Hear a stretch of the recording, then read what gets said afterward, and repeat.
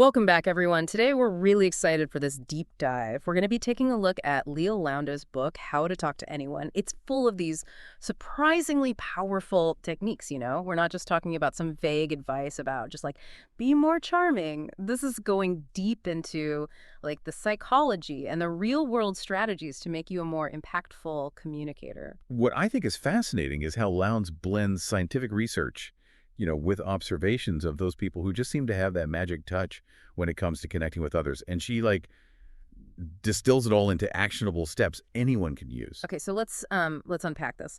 Lowndes really emphasizes how much happens in those first few seconds of an interaction, right? Absolutely. It's not just about first impressions mattering. It's about how quickly and subconsciously we form those impressions.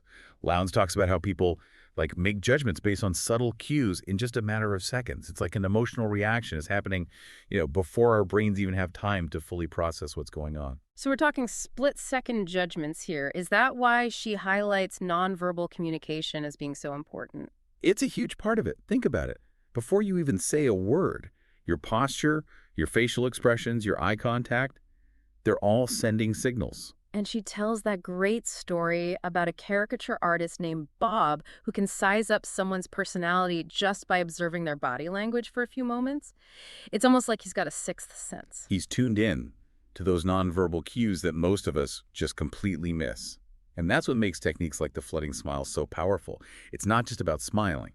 It's about the timing and the intention behind it. Instead of that instant, almost reflexive smile, like we often give when we greet someone, a flooding smile is about pausing for a beat, making eye contact, acknowledging the other person, and then letting that warm, genuine smile just spread across your face. It's like you're directing that smile specifically to them, and it makes a big difference in how it's received. There's this great anecdote in the book about Missy, who later becomes Melissa, the CEO of a corrugated box company. She was always this bubbly, smiley person. But when she took over the family business, she realized that her smile needed to convey something different. Oh, I can imagine. A bubbly smile might not exactly scream, "Take charge, CEO." Exactly. So she learned to use the flooding smile, and it completely changed how people perceived her. It became a tool, for projecting confidence and authority. So it's about being intentional with something as simple as a smile. What about eye contact? Lowndes refers to it as a secret weapon, especially when you use the sticky eyes technique. The sticky eyes technique is about holding someone's gaze just a moment longer than you normally would, especially when you break away to look at something else. Imagine your eyes just lingering for just a beat, like they're sticky. I'm curious, is there any science behind why that works? There actually is. Studies have shown that prolonged eye contact can increase heart rate and release adrenaline in the other person, creating a sense of connection. It can even, trigger feelings of attraction. It's like this nonverbal way of saying, I'm interested or I'm paying attention. Lowndes even talks about how a woman in one of her seminars held her gaze, throughout the entire talk. And it not only made her feel more connected to this woman, but actually inspired her to speak better. Oh, wow, that's incredible. Now, taking sticky eyes to the next level is what Lowndes calls epoxy eyes. This is where you maintain eye contact with someone even when someone else is talking. But a word of caution. This can be a very intense technique. So probably shouldn't use that on a first date, right? Yeah, it's probably best saved for specific situations. Yeah. Think about how, bosses might use it to evaluate employees or how investigators might use it during interrogations. The point is, eye contact is this powerful tool. Even subtle variations can completely change how others perceive you. Speaking of nonverbal cues, let's talk about posture. Lowndes has this really fun visualization technique called hang by your teeth. Imagine yourself, passing through a doorway with an imaginary leather bit hanging just above your head. As you walk through, you throw your head back, bite down on the bit, and let it just lift you up. Suddenly you're standing tall, head high, shoulders back. So it's like turning yourself into a human trapeze artist. Exactly. It might sound a bit silly, but try it a few times. You'll be surprised how much more confident you feel. Lowndes recommends doing this, before an important meeting or event, but even practicing it regularly can improve your posture overall. It's amazing how much we communicate without even saying a word. These first few seconds really do set the stage for any interaction. They do. And it's all about becoming more aware of these nonverbal signals and learning how to use them, to our advantage. We've seen how a smile can set the tone and how eye contact can create connection. But what happens when we actually start talking? That's where things get even more interesting. So we've nailed that first impression. That powerful smile, the engaging eye contact, that confident posture. But then what do you actually say to keep that conversation going? Yeah, that's where a lot of people get tripped up, even those who can consider themselves fairly good communicators. Lowndes acknowledges that even the most successful people often just dread small talk. But she argues it's this crucial skill to master because it lays the groundwork, for building rapport and finding common ground. It's funny, she uses this analogy about a horse named Clever Hans to illustrate how important it is to, like, pay attention to your listener.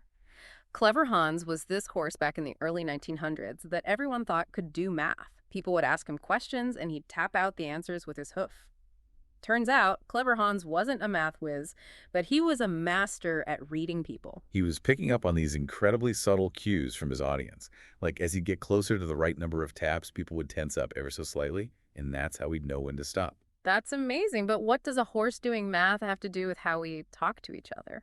It's all about those nonverbal signals we're constantly sending and receiving, even if we're not aware of it. A raised eyebrow, a subtle lean forward, a change in tone of voice, they all provide feedback on how our message is landing. Good communicators are attuned to these cues, and they adjust their approach accordingly. So it's like this constant dance back and forth, reading each other's signals. Exactly. Yeah. And sometimes misreading those signals can lead to some pretty awkward moments. Lowndes shares a story uh, about being in an elevator and commenting on how slow it was moving. Turns out everyone else in the elevator was a member of Mensa, that high IQ society. Oh no, I can see where this is going. And they all launched into these incredibly detailed explanations about the elevator's mechanics, talking about like rail guide alignment and relay contacts. Poor Lowndes was completely overwhelmed with information. That's hilarious, but also a good reminder that even if you have fascinating information to share, you need to be mindful of your audience, right? And their level of interest. Matching their energy is key. It's not just about being polite. It's a sign of empathy. It shows that you're truly engaged, with the other person. Now, in terms of what to talk about, Lowndes introduces this technique called Never the Naked City. It's all about having a few conversational hooks ready to go, little bits of information or stories that can, like, spark interest. So it's like having different types of bait depending on whether you're fishing for shrimp or sharks. Tailor your conversation to your audience. Precisely. She uses the example of her hometown, Washington, D.C. If she's talking to someone who's into art and architecture, she might mention that D.C. was designed by the same city planner who designed Paris. But if she's with someone who, loves trivia, she might bring up all the other cities across the U.S. named Columbus. It's about finding that common ground, that point of connection. This is especially helpful when you're faced with that dreaded question, what do you do? Instead of giving like a one-word answer, you can use those conversational hooks to make your work sound, interesting and even relatable. Instead of just saying, I'm an accountant, you could say something like, I help people make sense of their finances so they can achieve their dreams. People love stories. So even if you think your job is boring, find a way to make it engaging. Maybe tell a quick story about a time you helped a client solve a problem. All right, I'm ready to ditch the boring job description. Now, there's this technique that Lowndes calls kill the quick me too. It seems counterintuitive, but also kind of brilliant. It's about resisting the urge to immediately jump in with a me too when you discover you have something in common with someone. It's about letting the conversation unfold a little more organically, creating a sense of mystery and anticipation. Instead of, blurting out that you also love to ski the moment someone mentions it, hold back and let them share their experiences first. Then when you reveal that shared interest, it has a much greater impact. But wouldn't that make the conversation feel awkward, though? Like you're not really interested? It's a delicate balance. You don't want to seem disinterested, but you also don't want to, appear overly eager. Think of it as building suspense. Lowndes tells a story about how she was once talking to someone who casually mentioned, like, having a little apartment in Aspen. This was after Lowndes had spent several minutes gushing about all the different ski resorts she had visited. Oh, I bet that made her feel a little silly. It's a great example of how revealing that common ground too quickly can backfire. By holding back, you create a sense of intrigue and allow the connection to build more, naturally. So it's about pacing yourself, letting the conversation breathe a bit. Fascinating.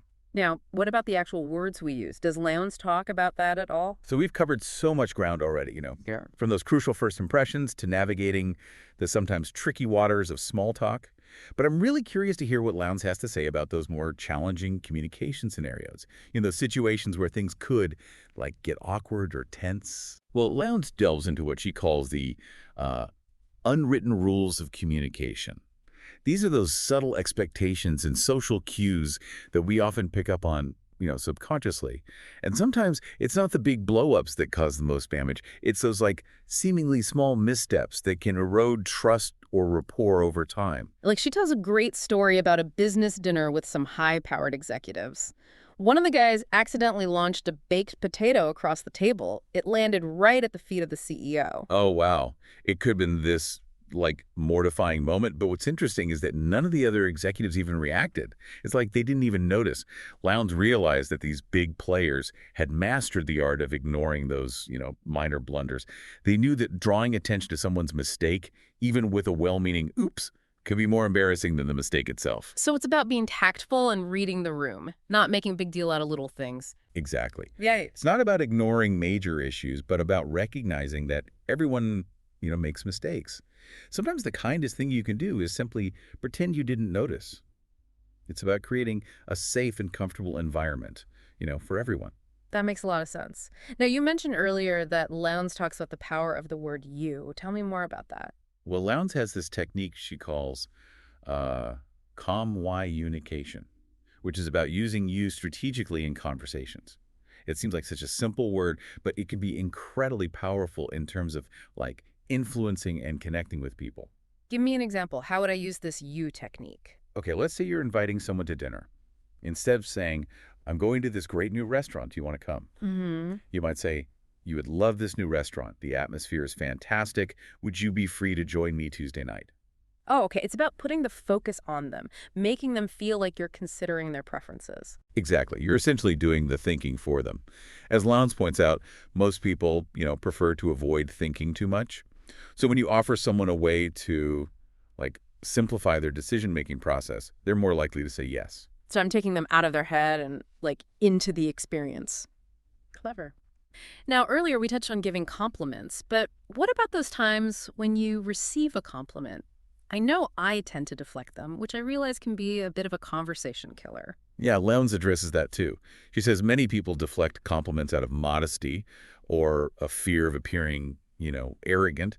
But instead of just dismissing the compliment, she suggests a technique she calls boomeranging. Boomeranging, how does that work? Just like a boomerang returns to the thrower, you want to let that compliment, like, come back to the giver in a way that expresses gratitude. Instead of saying, oh, this old thing, when someone compliments your outfit, you might say something like, thank you so much, I really appreciate that. So it's about acknowledging the compliment, letting the other person know that their words have been, heard and appreciated. Exactly. It keeps the conversation flowing, and it makes the other person feel good.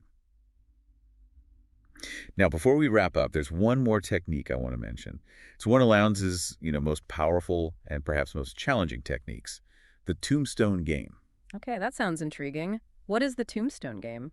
The idea is to figure out what quality a person is most proud of, their, like, deepest source of pride. It's like imagining what they would want engraved, on their tombstone. Would it be their generosity, their sense of humor, their loyalty, their creativity? And how do you figure that out? It seems like you need to know someone pretty well to know what they'd want on their tombstone. You have to, like, pay close attention to the clues they give you, both through their words and their actions. What they talk about passionately. What qualities do they seem to, value most in others? Once you've identified that core quality, you can use it to craft compliments that truly resonate. It's about recognizing what makes them tick, what they hold most dear. I can see how that would create such a, profound sense of connection. But it has to be genuine, right? You can't just make something up. Absolutely. It has to come from a place of, genuine understanding and respect. Well, we've covered a lot of ground in this deep dive into Leal Lowndes' How to Talk to Anyone. It's amazing how much there is to learn about the art of communication. It's not just about being, charming or witty or having the right words. It's about understanding the psychology behind how we connect with each other. It's about becoming more aware of those subtle signals we're sending and receiving, and using that knowledge to build stronger, more authentic relationships. And, the best part is these are skills you can develop with practice. So pay attention, experiment, and have fun with it. You might be surprised by how much even small changes in your communication style can make a big difference in your interactions. Thanks for joining us on this deep dive.